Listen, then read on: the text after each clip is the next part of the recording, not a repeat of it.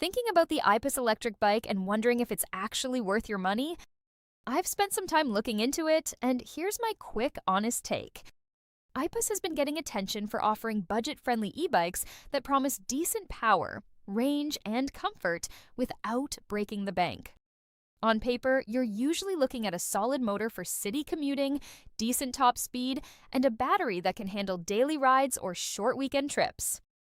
In real-world use, though, there are a few things to consider.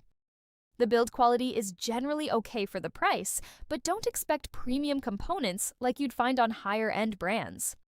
The ride is comfortable enough for city streets, and the pedal assist feels smooth, but heavier riders or steep hills might notice some strain. Battery life is decent if you're realistic about range and don't ride full throttle all the time. So is it worth your money? If you're on a budget and want an entry-level electric bike, yes, it's a solid option.